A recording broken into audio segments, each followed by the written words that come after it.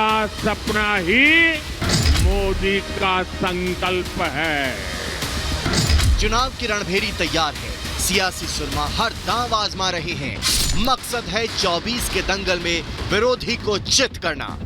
कोशिश ऐसी पटखनी देने की कि दिल्ली के ताज का रास्ता साफ हो जाए। इसी मकसद को अंजाम देने के लिए प्रधानमंत्री नरेंद्र मोदी ने देवभूमि से लेकर मरुभूमि तक हुंकार भरी है। हम विकसित भारत का संकल्प लेके चले हैं। इस काम के लिए मेरा पल पल आपके नाम है। 24/7 फॉर 2047 ये मोदी का आपको गारंटी है। पीएम मोदी पहले देवभूमि पहुंचे, उसके बाद राजस्थान के करौली में विजय शंखनाद जनसभा को संबोधित किया। चुनाव की घोषणा के बाद पीएम मोदी का ये दूसरा उत्तराखंड दौरा है। इससे पहले 2 अप्रैल को पीएम ने देवभूमि के कुमाऊं में हुंकार भरी थी। एक तरफ पीएम मोदी से लेकर बीजेपी के तमाम नेता 24 के रण के लिए हुंकार भर रहे हैं, तो वहीं दूसरी तरफ इंडी गठबंधन में टूटने का सिलसिला खत्म होने का नाम ही नहीं ले रहा है। कांग्रेस का टिकट ठुकराकर बीजेपी ज्वाइन करने वाले रोहन गुप्ता ने कांग्रेस पार्टी पर अपमानित करने का आरोप लगाया है। जब स्वाभिमान की बात आती है, हम जैसे लोग राजनीति में कुछ लेने नहीं आए, हम सेवा करने आए। एक राष्ट्रवाद की बात हो या एक सनातन धर्म के रिस्पेक्ट की बात हो, ये हर भारतीय के दिल में है। जब ये लगने लगा लास्ट 1.5 साल से कि दोनों मुद्दों पे जो पार्टी की मुख्य जो ओरिजिनल विचारधारा थी उससे बिल्कुल भटकने की बात चलेगी। अगर विजन ही नहीं होगा, ऐसे व्यक्ति जिन्होंने कभी एक चुनाव नहीं लड़ा, अगर वो पार्टी का विजन तय करेंगे तो ये हाल होगा। इधर रोहन गुप्ता के बीजेपी ज्वाइन करने से इंडी गठबंधन उभर भी नहीं पाई थी कि बिहार में सियासी पारा एकदम से चढ़ गया।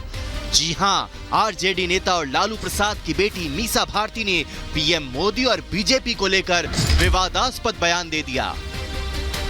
जब पाते हैं वो हमारे परिवार पे आरोप लगाते हैं भ्रष्टाचार का। अगर देश की जनता ने कहीं हमें मौका दे दिया इंडिया गठबंधन को, तो प्रधानमंत्री से लेकर के जितने भी भाजपा नेता हैं जेल के अंदर बंद हो। मीसा के बयान के बाद बीजेपी इंडी गठबंधन पर हमलावर हो गई है। डिप्टी सीएम विजय सिन्हा ने मीसा के बयान पर कहा कि ये डरे सहमे लोगों की आवाज है। कौन जेल में है, कौन बेल में है, बस चुनाव के बाद पता चल जाएगा। ऐसे में सवाल ये कि बस जुबानी जंग से जीतेंगे 24 का रण। दूसरी तरफ पड़ रहे झटके पर झटके से कैसे संभलेगा इंडी गठबंधन? मोदी के विजय रथ को रोकने के लिए क्या करेंगे विरोधी? अपनी बयानबाजी से पार्टी को कितना डेंट पहुंचा रहा इंडी गठबंधन? आज इसी पर होगा प्रहार।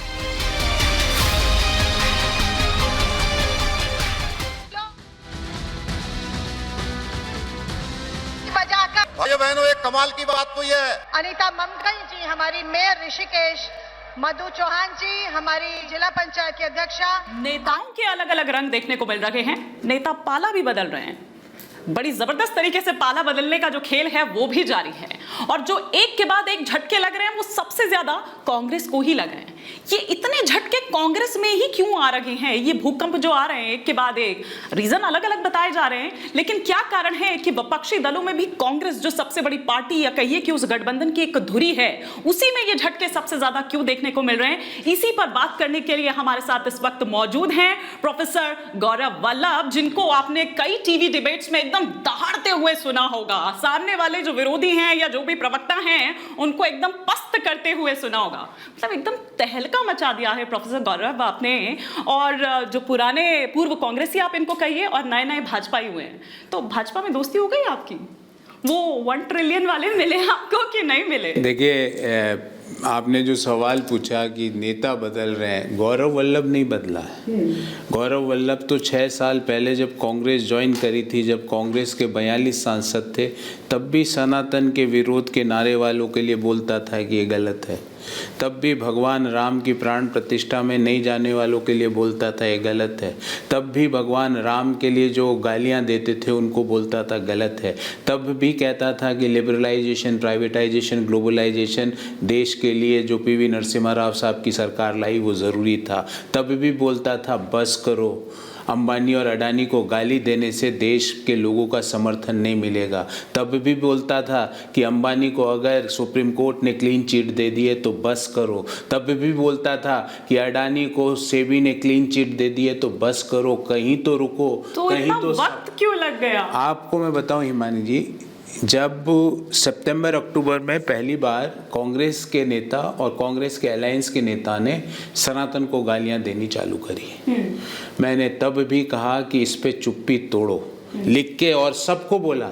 मैं आपको नाम नहीं बताऊंगा पर मैं कह रहा हूं आपके जहन में जितने कांग्रेस के नेता है सबको जाके बोला। लेकिन गाली तो डीएमके वालों ने दी। हाँ, कांग्रेस के भी कुछ नेताओं ने दी, कांग्रेस के भी कुछ नेताओं ने दी। चुप्पी तोड़ो। आप इसको मौन स्वीकृति नहीं दे सकते इन गालियों को। मैंने तब भी कहा कि जब तक भगवान राम की प्राण प्रतिष्ठा में नहीं जाओगे, जब तक प्रभु राम के दर्शन करने नहीं जाओगे, मैं आपके लिए टीवी पे नहीं जाऊंगा। 4 महीने से for last 4 months I had not done a single debate. I had not done a press conference for Congress party because मैं उनको कह रहा था कि जब तक आप राम जी के दर्शन करने नहीं जाओगे मैं टीवी पर नहीं बैठूंगा, क्योंकि पॉलिटिकल प्लस माइनस हो सकते हैं कोई निर्णय के, पर मैं आपके पाप का भागी नहीं बनूंगा। मैं आपके पॉलिटिकल माइनस का भागी बनने को तैयार हूँ। पॉलिटिकल गलत निर्णय ले लिया उसका हानि उठाने को तैयार हूँ, पर पाप का भागी नहीं बनूंगा। तब भी कह रहा था कि मोदी जी का विरोध करते करते अपने स्वयं की नीतियों का विरोध मत करो। सारे वेल्थ क्रिएटर्स हिमानी जी खराब हो सकते हैं क्या? वेल्थ क्रिएट करना जुर्म है, पाप है। एयर इंडिया को जब टाटा ग्रुप ने खरीदा, कांग्रेस पार्टी ने टाटा ग्रुप को गालियां देनी चालू कर दी। मैंने रोका उनको तब भी, और ऐसे 4 महीने से ऐसे द्वारे द्वारे गया उन लोगों के जैसे नौकरी मांगने आया हूं कि मुझे नौकरी पे रख लो अपने यहाँ।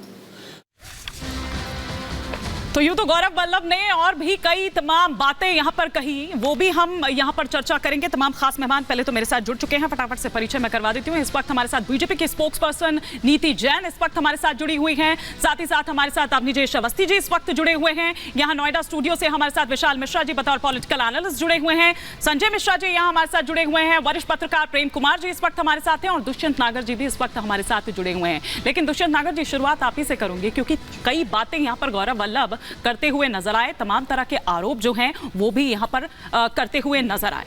उस पर आप क्या कहेंगे? आपकी पहली प्रतिक्रिया? देखिए, बिल्कुल एक इंडिविजुअली उनको अधिकार है अपनी, जो उन्होंने आस्था जिस तरह से प्रकट की है भगवान के प्रति और कह रहे हैं कि मैं इसलिए पार्टी छोड़ के आया हूँ, उस पर मैं उनकी आस्था के ऊपर कोई सवाल नहीं करूँगा। लेकिन मेरे को एक ही सवाल उनसे करना है और एक ही मुझे ऑब्जेक्शन है कि जब भगवान राम के मंदिर का प्राण प्रतिष्ठा समारोह हो रहा था तब आप क्यों नहीं आए सामने आके बोलते, खुलकर बोलते। आज तो चुनाव है, चुनाव में तो बहुत सारे लोगों को टिकट नहीं मिला, वो भी बदल रहे हैं, बहुत सारे कारण हैं। तो आज आप भगवान राम का रक्षा कवच धारण कर रहे हैं, समय चुनाव का है। राम के समय पे 22 जनवरी को आप आते सामने, खुल के कहते कि मैं जा रहा हूं और स्वयं वहां उपस्थित होते उस समारोह में। कह रहे हैं कि उदयपुर में थे उस वक्त, वो नहीं तो क्यों नहीं वहीं जाते? आचार्य प्रमोद कृष्णम गए तो उसी तरह जाते तो आपकी बात की प्रामाणिकता होती।